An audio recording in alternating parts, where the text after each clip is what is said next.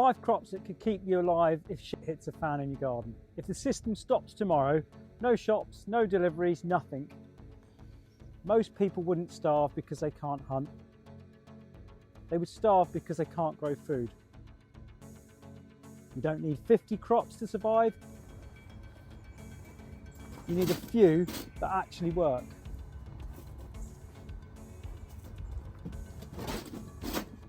This is what I'd plant starting today if I had 6 months to feed myself. Let's say this is day 0. No perfect soil, no greenhouse, no fancy kit. Just what you can build and what you understand. This isn't gardening as a hobby, this is survival. First, these ones. Potatoes. This is your fuel. If you could only grow one thing, this would be it, because in survival, calories come first. You can grow these in bad soil, in bags, and in the ground. And they give you a real energy, not just something to chew on. Without calories, you're done. Second, beans, because calories alone won't keep you going.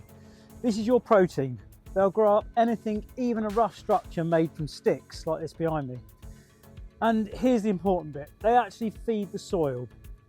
So now you're not just in growing food, you're building a system. Grow them, dry them, store them. It's really simple. Third would be pumpkins and squash. This is bulk food.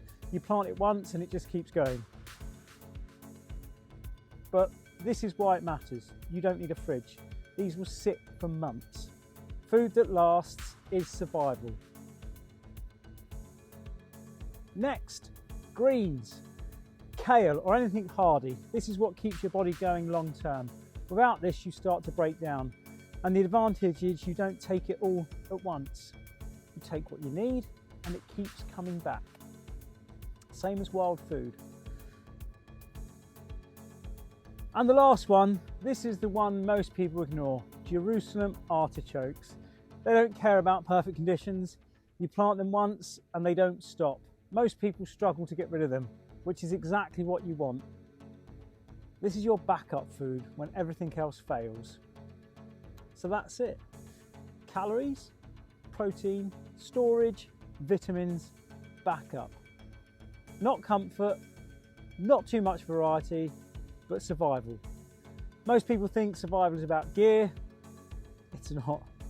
It's about whether you can feed yourself. If you had to choose one of these, which would you plant first?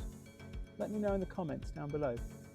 And if you want more real world bushcraft, wilderness living, and if you really want more real world bushcraft and wilderness living, please subscribe. Okay, we'll see you in the next video. Thanks a lot.